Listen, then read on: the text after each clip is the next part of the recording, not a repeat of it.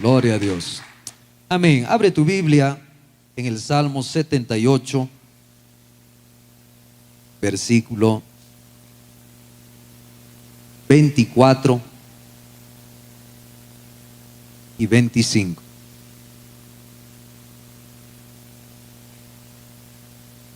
Si lo pueden colocar, la versión internacional. Gloria a Dios. ¿Cuántos lo tienen? Amén. Amén. Gloria a Dios. Dice así, versículo 24. Este capítulo 78 tiene que ver, hermanos, sobre esta porción principalmente que vamos a leer, sobre la nación de Israel, del trayecto que ellos tuvieron en el desierto. ¿Ok? Y la palabra del Señor dice en el versículo 24: e hizo llover sobre ellos maná. Di así conmigo, maná. E hizo llover sobre ellos maná para que comiesen, y les dio trigo de los cielos. Ok, presten atención, versículo 25.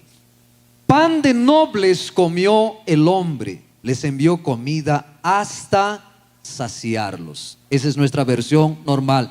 Aquí en la versión internacional dice la palabra del Señor lo siguiente.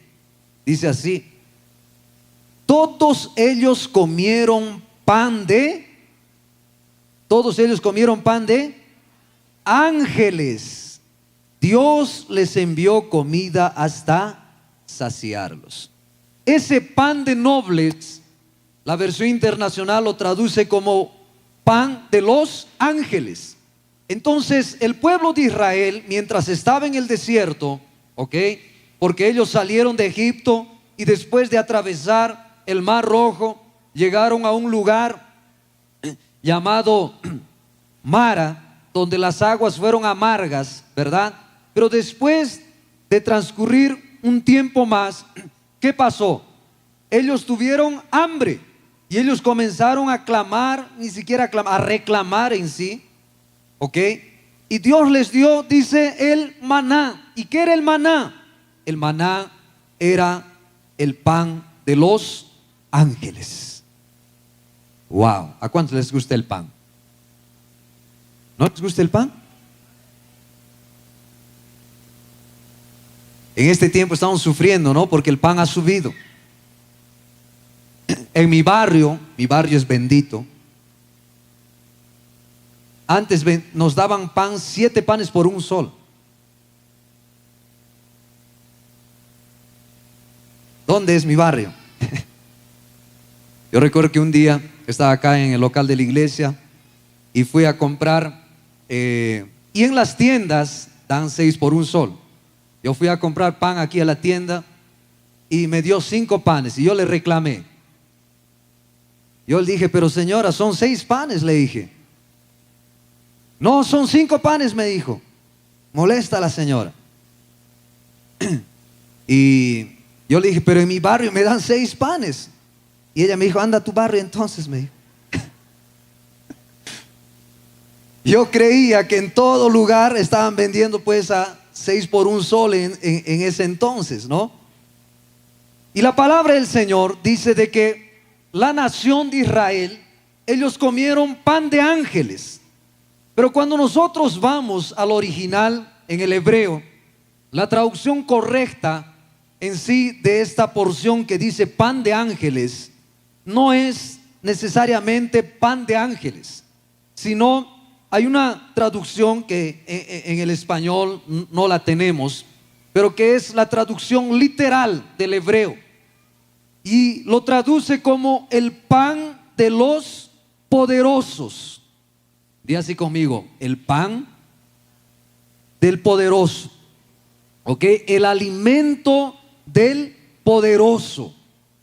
Ese pan de ángeles tiene que ver con eso. Este alimento, el maná del cielo, era un alimento de los poderosos. Era un alimento celestial. No era cualquier cosa lo que la nación de Israel comía en el desierto. Era algo realmente grandioso, al punto que la palabra del Señor, mira lo que dice todavía en Números capítulo 11, versículo 9. Este maná, muchas veces tal vez tú sabes que el pueblo de Israel cada mañana ellos salían a recoger el maná, ¿verdad? ¿Cuántos sabían eso? Y ellos no podían guardar para el día siguiente porque se malograba, porque Dios quería que todos los días ellos vayan a buscar.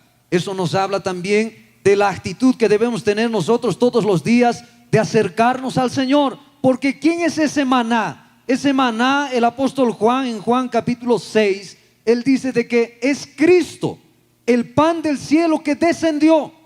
¿Ok? Yo soy el pan vivo, el pan del cielo. Y la palabra del Señor nos dice que ese maná, Números 11, versículo 9, dice: por la noche, cuando el rocío caía sobre el campamento, también caía él. ¿Qué cosa caía, hermanos? También caía el maná. Ok, está en la versión internacional. Por la noche, cuando el rocío caía sobre el campamento, también caía el maná. Por lo tanto, el maná no era algo que caía sobre la tierra. Muchos tal vez dirían: pero qué sucio, pastor, ese Dios, ¿cómo les va a hacer comer algo que recojan del suelo? No, no era así. El maná caía encima del rocío. ¿Sabes qué simboliza el rocío en la palabra del Señor? Rocío simboliza el favor, simboliza la gracia. Y el maná, dice, caía encima del rocío. Entonces ellos no comían un pan sucio. Dile a la persona que está a tu lado: no comían pan sucio, dile.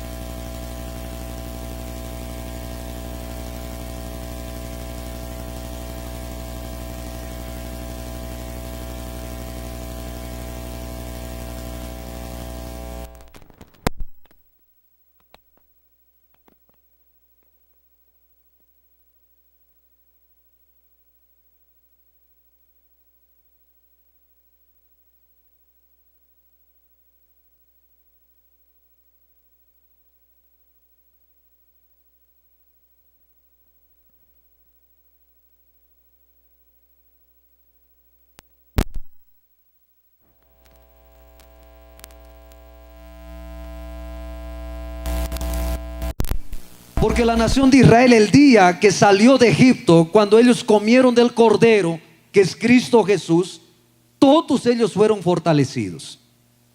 Los ancianos fueron fortalecidos. Ellos caminaron sin la necesidad de que alguien los cargue. Y el Salmos dice de que en medio de ellos no había enfermo, en medio de todas las tribus. Imagínate, es muy probable que la población de Israel era, te voy a dar así un número calculado apenas, eran más o menos más de 2 millones de personas. Es más o menos 5 veces la ciudad del Cusco. Y en esa población no había ni un solo enfermo. porque ellos habían comido del cordero una noche antes. Dile a la persona que está a tu lado, todo puede pasar, dile, en una noche, si es que comes la comida correcta, dile. ¿Cuánto dice amén? Dale gloria al Señor, amén. Y aquí en el desierto, el Señor los alimentó con maná, con el alimento de los poderosos, ese alimento que los fortalecía. Hoy en día, querido joven, nuestro maná es la Sagrada Comunión, es la Santa Cena. Por eso, cuando nosotros participamos de la Santa Cena, no es cualquier cosa, no es apenas un pan, no es apenas una copa de vino que tú tomas. No lo tomes, no lo lleves a la ligera. Por eso no me voy a cansar de resaltar el hecho de que cultos donde celebramos la Santa Cena, el líder, de igual forma que tú haces de todo para llevar a tu gente a una fiesta, deberías hacer de todo para que ellos estén aquí en este culto. Quien tenga oídos para oír, oiga. ¿Ok? Porque nada satisface al hombre a no ser Cristo. Nada. Nada satisface. No es la música fuerte, no es bailar 2 horas que va a llenar de plenitud a una persona. Cuando nosotros participamos de la Santa Cena, estamos recibiendo el alimento de los poderosos. Estamos aquí para ser fortalecidos por el Señor. Yo creo que esta noche Dios va a obrar milagros en este lugar. Dios va a traer sanidad a aquellos que están enfermos. ¿Cuánto dice amén a eso? Amén. Si tú lo crees, di amén. A veces nosotros, como dice la palabra del Señor, por lo tanto es muy importante que nosotros, cuando hablamos de la Santa Cena, podamos aprender a discernir, ¿ok? Discernir lo que estamos comiendo y lo que estamos bebiendo.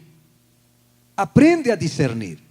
No es cualquier pan, no es, cuando digo no es cualquier pan, no es que ese pan haya sido elaborado con un material, no sé, no, de masa madre. No, no se trata de eso. Se trata de que en el momento que nosotros tomamos esos 2 elementos como representación de la obra de Cristo, Jesús dijo, este es mi cuerpo. Jesús dijo, esta es mi sangre. Él no dijo, este pan simboliza mi cuerpo. Él no dijo, este vino simboliza mi sangre. Él dijo, esto es mi cuerpo. Esto es mi sangre. Por eso es muy importante que tú disciernas, porque el Señor ya nos ha dado la provisión especial para ti, para mí, para que tú puedas disfrutar de salud, de renuevo. El hombre no fue creado para morir. El día que Dios creó al hombre, Dios no lo creó para que él muera. La muerte, la enfermedad, sabes, todas las cosas que tú ves hoy en día es una muestra de que el hombre un día comió mal, comió del árbol equivocado, del árbol de la ciencia del bien y del mal. Y Dios les dijo, el día que tú comas de ese árbol ciertamente morirás. No era el propósito del Señor que Él coma de ese árbol. Ahora, ¿ese árbol era malo? No, no era malo, porque la palabra del Señor dice de que todo lo que Dios creó era bueno. Pero ¿cómo el hombre podría tomar una decisión? ¿Qué es un libre albedrío? Libre albedrío es que el hombre tenía la libertad de poder escoger. El árbol de la ciencia del bien y del mal no era un árbol malo, sino que Dios lo separó para sí. Dios dijo, es de esa forma que el hombre tiene que demostrar si es que Él me escoge o no.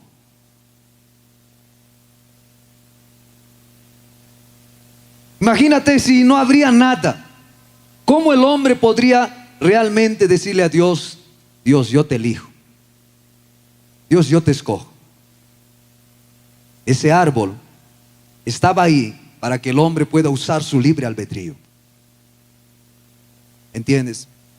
Y el hombre comió mal, y por causa de eso el hombre ahora sufre enfermedades, crisis, aflicciones, todas las situaciones que tú ves hoy en día en este mundo. Entonces ya me voy adelantando, te voy diciendo de que si un solo acto de comer trajo toda esa destrucción, Dios en su sabiduría estableció también que a través de un solo acto de comer tú puedas recibir vida, tú puedas recibir salud, tú puedas recibir plenitud. ¿Por qué razón? Porque un acto de comer hizo que el hombre pase a sufrir las consecuencias del pecado, que son las enfermedades, las circunstancias que tú ves, la maldición sobre el cual está este mundo. Esta tierra, si es que no sabías, está debajo de maldición. ¿Cuántos sabían de eso? Por eso es que Dios al final creará nuevos cielos y nueva tierra. ¿Por qué? Porque todo lo que está debajo de maldición no prevalece, tiene que acabar. El hombre nunca fue maldecido por Dios. Dios no le maldijo al hombre, porque si Dios le hubiese lanzado una maldición al hombre, el hombre no tendría más salvación, no tendría más remedio. ¿Entienden? Y hay muchas personas, y no estoy en contra de eso, hago la aclaración, hay muchas personas que dan más valor a los alimentos que produce esta tierra, ¿ok?, que está debajo de maldición. Ellos creen más en lo que esos alimentos pueden hacer en su cuerpo. No estoy desmereciendo, estoy haciendo esa aclaración. No estoy desmereciendo en que la fruta tenga vitamina, proteínas, la carne. No estoy hablando de eso. Pero te estoy diciendo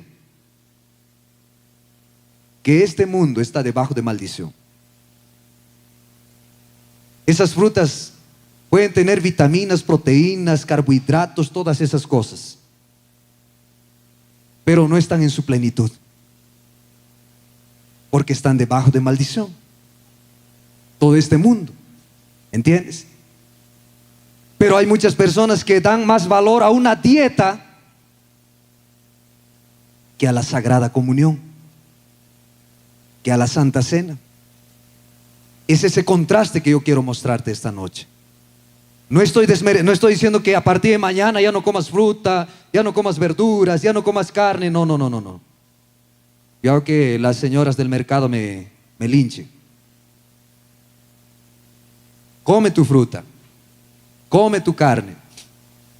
Y te has dado cuenta que en realidad hoy en día hay múltiples dietas, ¿sí o no? Hay la dieta ¿qué?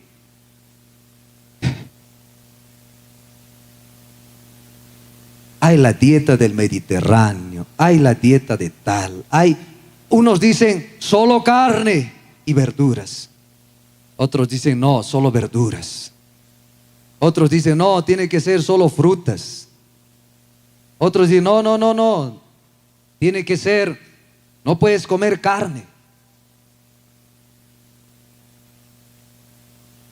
Y una dieta contradice a la otra dieta, ¿sí o no?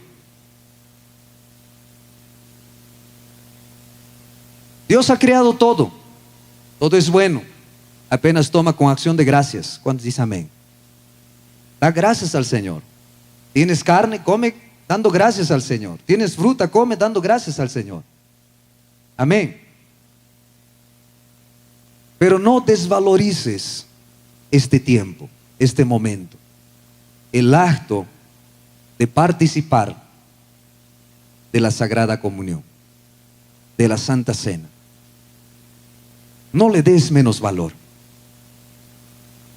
Es importante que tú aprendas a discernir, porque a través de este acto de discernir tanto la sangre como su cuerpo, es que nosotros obtenemos los beneficios por los cuales Cristo Jesús ya pagó en la cruz. Cuando nosotros tenemos discernimiento, cuando reconocemos que la Santa Cena es el medio, es el canal a través del cual Dios va a revertir la maldición que vino por causa de la desobediencia del hombre, ahí nuestra vida cambia. Por la desobediencia del hombre vino la maldición, pero Dios puede revertir esa maldición por un acto simple de comer. Un acto simple de comer. Por eso es muy importante que tú aprendas a discernir. Abre tu Biblia en 1 Corintios capítulo 11, versículo 29. El apóstol Pablo, escribiendo a la iglesia de Corinto, les muestra justamente esa importancia de aprender a discernir entre la sangre y el cuerpo. ¿Qué dice la palabra del Señor? Versículo 29. Dice así, vamos a leer todos juntos. Porque el que come y bebe indignamente, ¿qué significa comer y beber indignamente? No está hablando de la persona. Valga la aclaración, porque hay muchas iglesias que dicen que para participar de la Santa Cena tienes que ser digno. Y seamos sinceros, yo recuerdo que en mi niñez, en mi pubertad, cuando se llegaba el tiempo de la Santa Cena, era un momento de crisis. ¿Por qué? Porque las personas, ¿no? Yo no podía participar, pero yo podía ver que antiguamente era, bueno, en la iglesia que yo participaba, se pasaba la bandeja del pan y del vino, ¿no? El diácono pasaba la bandeja y los que eran dignos sacaban la mano y cogían el vino. Pero habían otros que eran conscientes, decían, hoy día en la mañana le he gritado a mi mujer, entonces no soy digno. Entonces decían así, chepi, chepi, ¿no? Y se sentía más indigno. Y Pablo, cuando dice, porque el que come y bebe indignamente, no está hablando de la persona indignamente. No es una palabra que califica a la persona, sino califica la acción. Una cosa es que tú seas indigno, otra cosa es que tú comas indignamente. ¿Qué es comer indignamente? Ahí está la respuesta. Dice, sin discernir el cuerpo del Señor. ¿Cuál era el problema de la iglesia de Corinto? Que ellos hicieron del momento de la Sagrada Comunión, de la Santa Cena, un momento en el cual ellos no apenas comían el pan, sino querían llenar su estómago. Pensaban que estaban en un restaurante 5 estrellas o 5 tenedores, ¿no? Querían llenar su estómago, tomaban el vino hasta embriagarse. Imagínense, no hicieron esa distinción. Continuemos, dice así, sin discernir el cuerpo del Señor, juicio come y bebe para sí. Por lo cual hay muchos enfermos y debilitados entre vosotros y muchos duermen. ¿Qué significa duermen? Han muerto. ¿Por qué razón muchas personas están débiles, enfermos y algunos inclusive han muerto? Porque no tuvieron discernimiento de lo que están comiendo. Y Pablo es específico en decir aquello que ellos no estaban haciendo distinción o no estaban discerniendo. ¿Cuál? El cuerpo.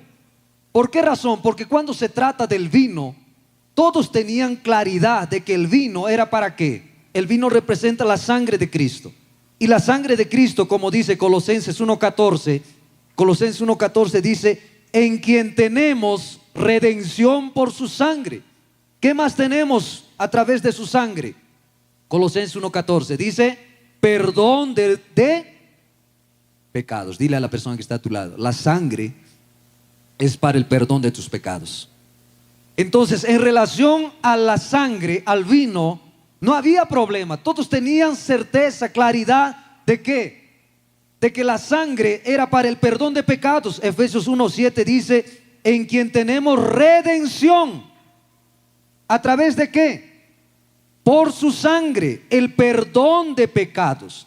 Entonces la sangre, tú tienes que entender que cuando participas del vino, debes recordar, debes tener entendimiento, reconocer que fuiste perdonado y por causa de ese perdón has sido establecido como justo delante de Dios.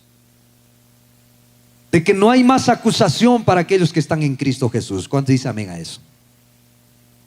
Por lo tanto, al momento de tomar, reconoce que Cristo Jesús ya ha pagado el precio por el perdón de tus pecados.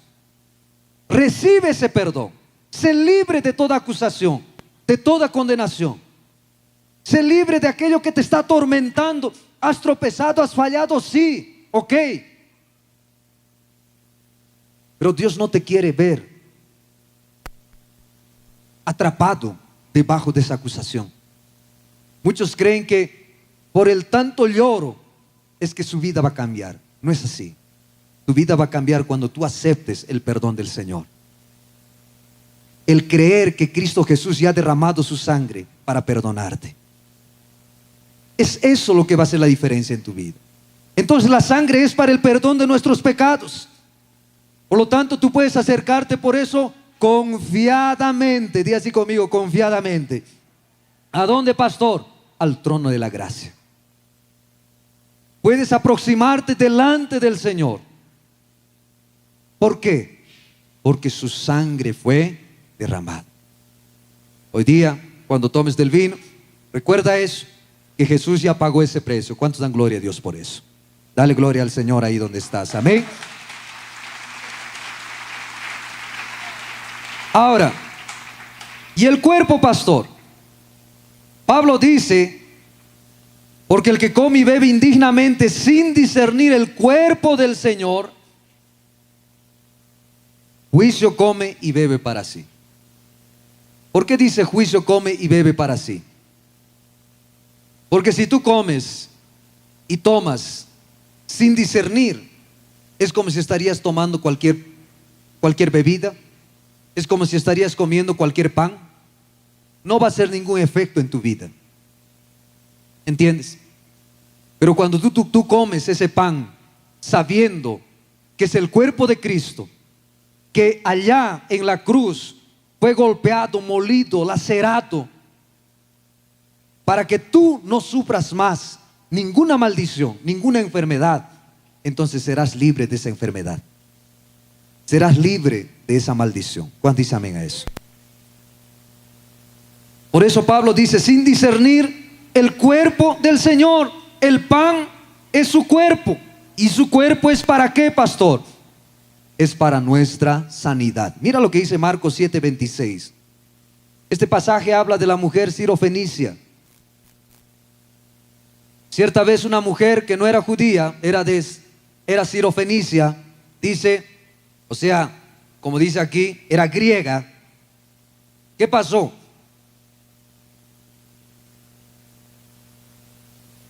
Dice así: la mujer que era griega y sirofenicia de nación, y le rogaba que echase fuera de su hija al demonio. Su hija estaba endemoniada, estaba enferma. Y tú ves aquí que hay muchas enfermedades que son resultados por demonios. Versículo siguiente. Dice: pero Jesús le dijo: deja primero que se sacíen los hijos. ¿Quiénes eran los hijos? Los judíos, ¿ok? El pueblo de Dios. Pero ella era gentil. Porque no está bien tomar el pan de los hijos. ¿Qué cosa quería esta mujer? ¿Quería pan o qué quería? Aló. ¿Qué quería esta mujer? La sanidad de su hija. ¿Ok? Y Jesús le está diciendo: no está bien tomar el pan de los hijos. ¿Y qué es el pan de los hijos? La sanidad. En otras palabras, no está bien darte la sanidad y echarlo a los perrillos. ¿Quiénes eran los perrillos? Esta es una expresión para los gentiles, que no eran el pueblo de Dios. Nosotros éramos gentiles, pero en Cristo Jesús ahora somos el pueblo de Dios. ¿Cuántos dan gloria a Dios por eso? Y Jesús está diciendo aquí que el pan de los hijos es para ¿quiénes? Para los hijos. Versículo siguiente, 28. Respondió ella y le dijo: sí, Señor, pero aún los perrillos debajo de la mesa comen de las migajas de los hijos. Wow. Esas migajas obraron en la vida de la hija de esta mujer. Trajo sanidad. Entonces, ¿qué es el pan de los hijos, pastor? El pan de los hijos se refiere a la sanidad. Jesús estaba diciendo que la sanidad era solamente para el pueblo de Dios, para aquellos que estaban debajo del pacto. Pero hoy en día en Cristo Jesús, nosotros también somos el pueblo de Dios. Estamos debajo de ese pacto. Por lo tanto, cuando tú te acercas a participar del pan, tienes que aprender a discernir que ese pan es el cuerpo de Cristo, y su cuerpo fue dado para que tú y yo seamos libres de toda maldición, de toda enfermedad. ¿Cuántos dicen amén a eso? ¿Cuántos lo creen? Digan amén. Por eso Isaías, si quieres aplaudir al Señor, hazlo, amén. Isaías capítulo 53 versículo 4, que es un capítulo profético de la muerte de nuestro Señor Jesús, dice así: ciertamente. Es interesante, la palabra del Señor es perfecta. No es por gusto que este versículo comienza con un ciertamente. Ese ciertamente podría decirse que está de más. Él podría comenzar el versículo diciendo: Él llevó nuestras enfermedades y sufrió nuestros dolores. Pero sabes, Dios sabía que muchos dudarían de algo, no del perdón de sus pecados, porque creo que todos creen en eso, que Jesús derramó su sangre para perdonarte, para salvarte, para limpiarte de todos tus pecados, para redimirte. Pero hay algo en el cual, inclusive en el mundo cristiano, muchos dudan. ¿Qué cosa es? La enfermedad. Al punto inclusive de que muchos religiosos, muchos cristianos dicen de que la enfermedad es un castigo de Dios, de que es una disciplina de Dios, de que Dios quiere enseñarte algo a través de la enfermedad. Yo me pregunto, si Dios quiere enseñarles algo a través de esa enfermedad, ¿por qué entonces llevan al médico a sus hijos? ¿Por qué entonces las personas corren a sacar una cita médica? ¿Será que no quieren aprender con Dios alguna lección? Es paradójico, ¿verdad? Jesús no va a saber un solo versículo en el cual Él haya dicho, y tenía tal vez muchas razones para poder hacerlo, porque los fariseos y los escribas tal vez naturalmente merecían eso. Pero Jesús en ningún momento le dijo: ya fariseo, sé lleno de lepra, tienes que aprender a ser más humilde. No, no fue así. No fue así. Por el contrario, tú vas a ver que de los milagros que el Señor hizo, una gran parte tiene que ver con ¿qué? Con sanidad, con liberación, con restauración de salud, de vida. Dar vida a los que estaban muertos. ¿Cuántos están comprendiendo? Amén. Por lo tanto, es muy importante que tú aprendas a discernir que su cuerpo fue roto, su cuerpo fue molido. Él sufrió, dice, nuestros dolores. Él fue azotado, herido de Dios y abatido. Ciertamente, dice, ten seguridad, ten certeza de que Él llevó nuestras enfermedades y sufrió nuestros dolores. ¿Cuántos han quedado impactados con la película La Pasión de Cristo? Hay personas que en ese tiempo, inclusive creo que murieron,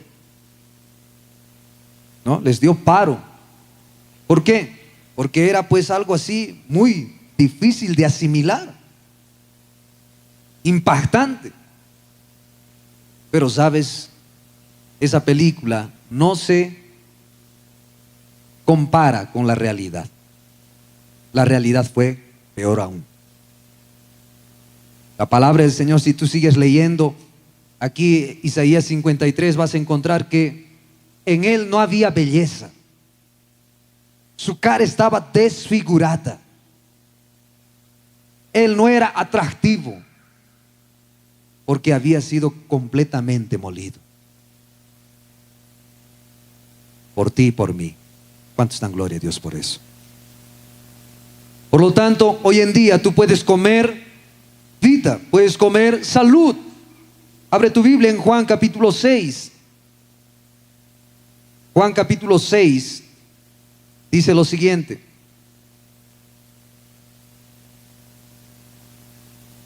Dice así, versículo 51. Jesús les dice: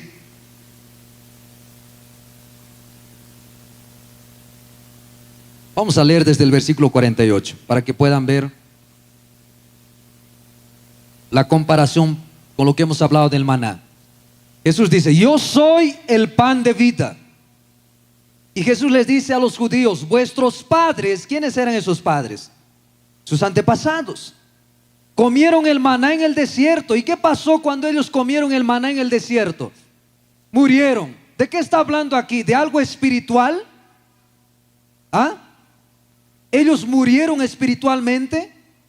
No, está hablando de algo físico. Ellos, a pesar de comer el maná en el desierto, ellos murieron. Esa muerte no es una muerte espiritual, es una muerte física. Por lo tanto, el contexto de este pasaje, ¿por qué te estoy haciendo esta aclaración? Porque los versículos que vas a leer a continuación no tienen que ver con una actitud simbólica o espiritual apenas. Es espiritual, sí, pero tiene que ver con una actitud práctica también.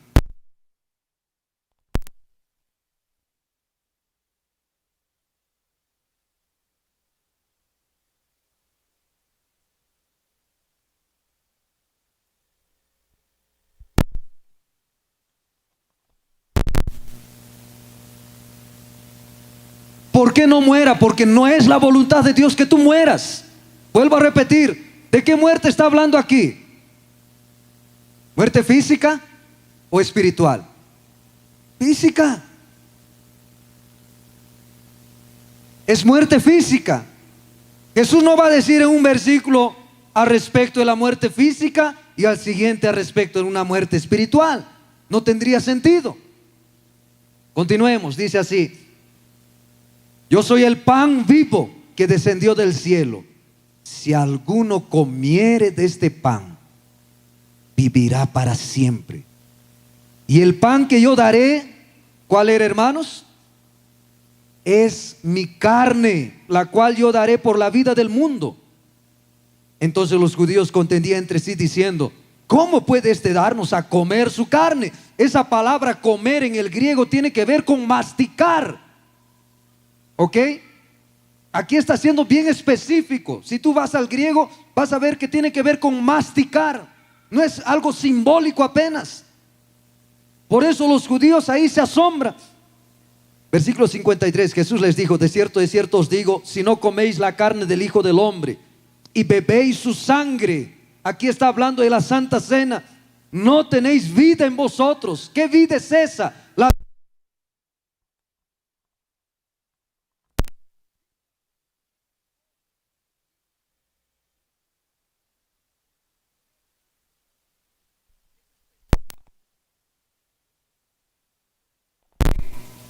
está la eterna. ¿Ok? Esta vida tiene que ver con la plenitud. No tienen vida, no tienen salud, no tienen plenitud. ¿Por qué? Porque no come de Él. No come de Él. ¿Qué más? Versículo 54. El que come mi carne y bebe mi sangre tiene vida eterna. ¿Se dan cuenta? Y yo le resucitaré en el día postrero. Por lo tanto, ¿saben?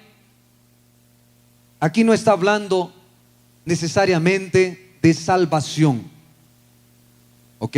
Presten atención. ¿Por qué razón? Porque nadie es salvo. Nadie es salvo. La salvación, tú naces de nuevo cuando tú confías en lo que Jesús hizo en la cruz. No cuando tú masticas, no cuando tú comes. Pero en la Santa Cena, cuando tú comes, cuando tú masticas, estás recibiendo vida. ¿Cuántos lo creen? Amén. Por lo tanto, la Santa Cena es para aquellos que creen. La Santa Cena no es para las personas de allá sin Cristo. La Santa Cena es para los hijos. El pan es para los hijos. Cuando tú participas de la Santa Cena, estás participando de Jesús como ese pan de vida. Él dijo: yo soy el pan de vida. Él es el pan de vida. ¿Cuántos dicen amén a eso? La Santa Cena hoy en día es nuestro maná. Es nuestro maná. ¿Sabes? Esta Santa Cena es ese alimento de los poderosos. Nosotros en realidad deberíamos comer. Mira cómo hacían los primeros discípulos. Abre tu Biblia en Hechos capítulo 2, versículo 46. Dice así. Hechos capítulo 2, versículo 46. Y perseverando unánimes cada día en el templo y partiendo el pan. ¿Qué es el partir el pan? Partir el pan tiene que ver con la Santa Cena. Dice: y partiendo el pan en las casas, comían juntos con alegría y sencillez de corazón. Ellos hacían de casa en casa.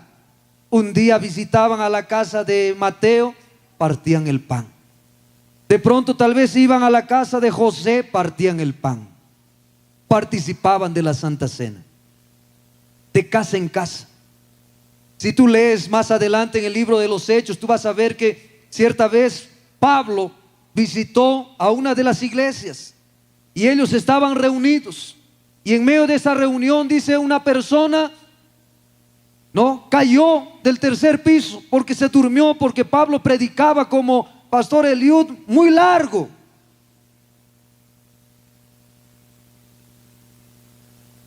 Pues cuidado con los que están ahí, no sentados en el tercer piso. Gracias a Dios Eutico resucitó.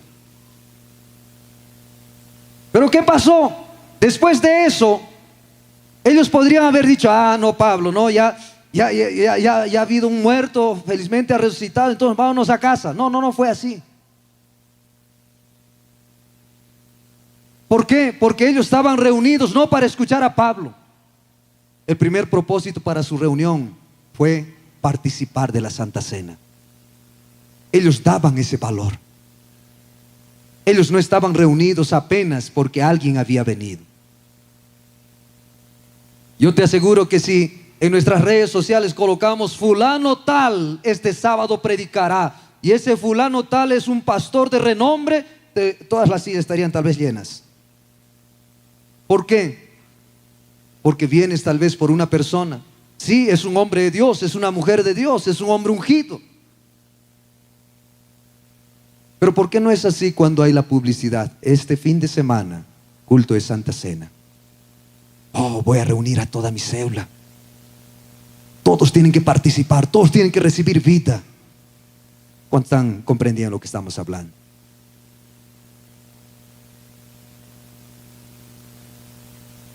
Por lo tanto, dile a la persona que está a tu lado, el 30 de abril, dile. ¿Qué es 30 de abril, pastor? No es mi cumpleaños, ¿ok? 30 de abril, último día de este mes, vamos a volver a celebrar la Santa Cena. Yo quiero ver esas sillas llenas con tu célula.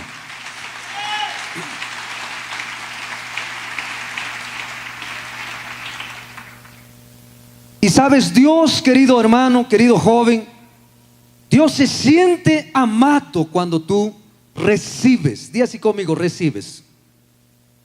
Sabes, la Santa Cena no es algo que tú das, es algo que tú recibes. recibes de parte de Dios. ¿Recuerdan la historia de Abraham? Abraham, en el capítulo 14 del Génesis, no vamos a leer, apenas te voy a contar, lee en casa.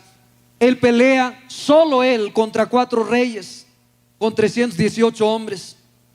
Y Abraham había caminado más de 250 kilómetros, imagínate. Y él había ido a pelear contra estos reyes porque su sobrino Lot estaba en Sodoma. Y Sodoma había sido derrotado por esos reyes. Él fue a rescatar. Ahora, él había caminado tan largo, tan distante. Y ahora él estaba volviendo, cansado. Estaba llegando al Valle del Rey. ¿Y quién salió en el Valle del Rey al encuentro de Abraham? El rey de Sodoma. El rey de Sodoma le dijo, y Abraham no estaba volviendo ya con sus 318 guerreros. Dios le había dado la victoria, claro está. Abraham ahora estaba volviendo con las mujeres, con los niños. Imagínate, estaba cansado. ¿Y quién salió al encuentro? El rey de Sodoma. ¿A quién sabe simboliza el rey de Sodoma?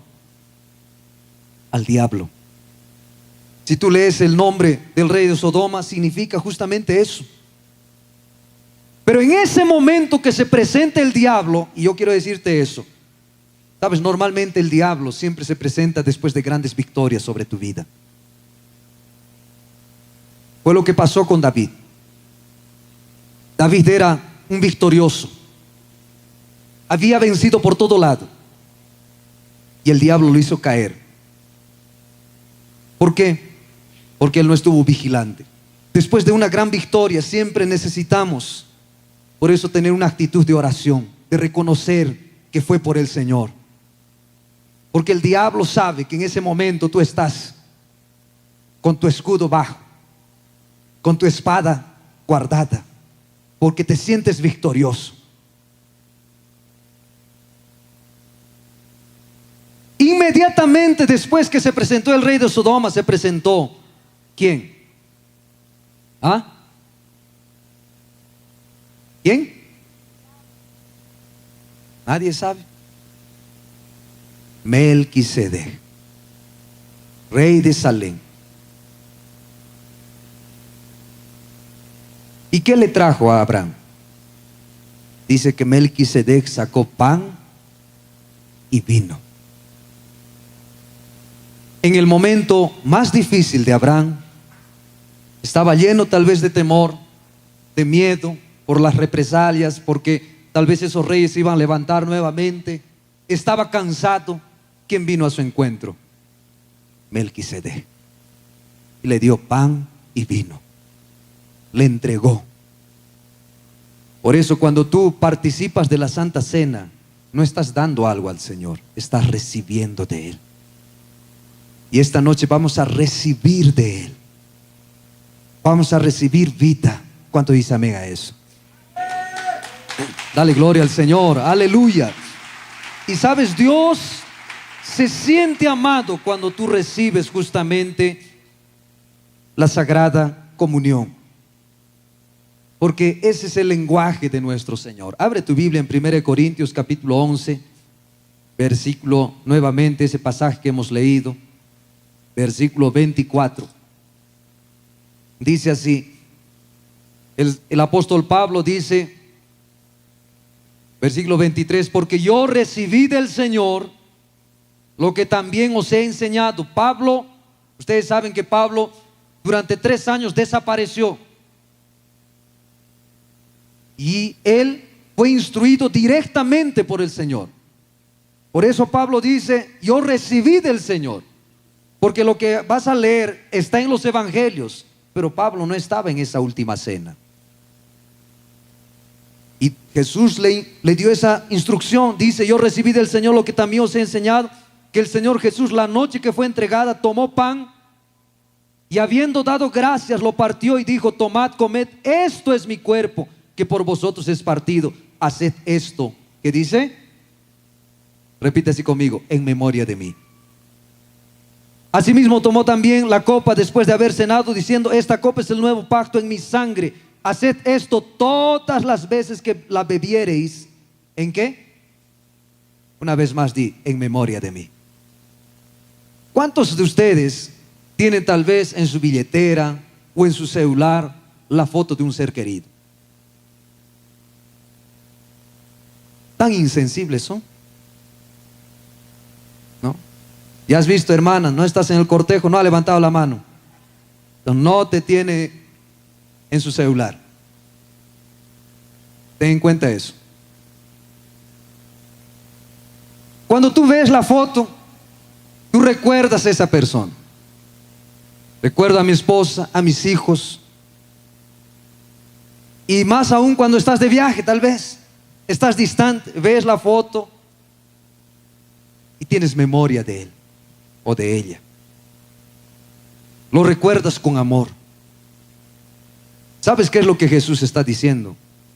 Todas las veces que comas y bebas, hazlo en memoria de mí. ¿Qué está diciendo? Jesús está diciendo que ese es su lenguaje del amor. Al igual que tú sabes que hay personas que tienen lenguaje de amor. Por ejemplo, hay mujeres que les gusta chocolates rosas. Entonces el día de sus cumpleaños, ¿qué le vas a regalar? ¿Ah? ¿Zapatilla? ¿Qué le vas a regalar? ¿Una olla a presión? Chocolates y rosas. Pero hay también hermanas que dicen, no, a mí no me gusta chocolates y rosas, dame el dinero que vas a gastar. Es su lenguaje del amor. Porque si por más que le des chocolates ahí suizos, no va a ser igual que le des el dinero, porque no es su lenguaje del amor. Entonces nuestro Dios también tiene un lenguaje del amor. Él está diciendo, hagan esto en memoria de mí. Ten una memoria fresca, presente de lo que he hecho por ti. Jesús no entregó su cuerpo, no derramó su sangre hace 2000 años atrás. Tú tienes que tenerlo presente hoy. ¿Sabes por qué? Porque la cruz en realidad está fuera del tiempo.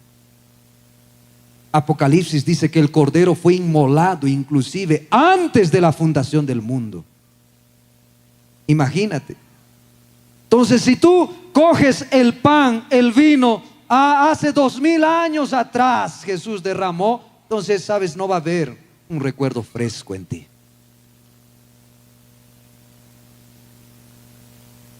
Y no sé si pueden venir los hermanos.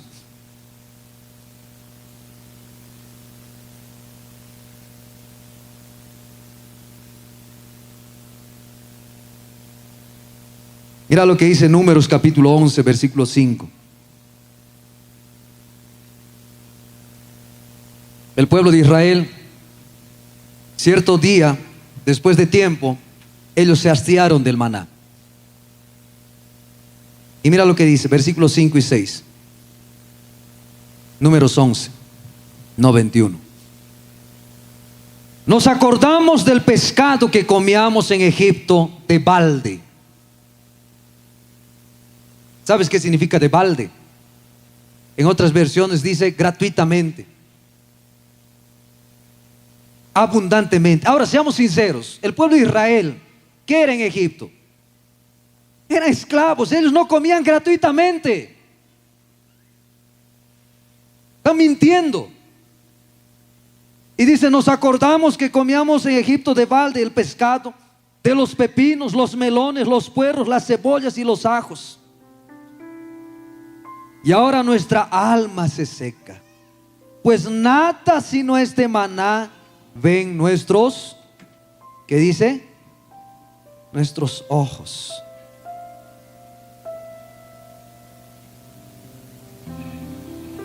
Pues nada.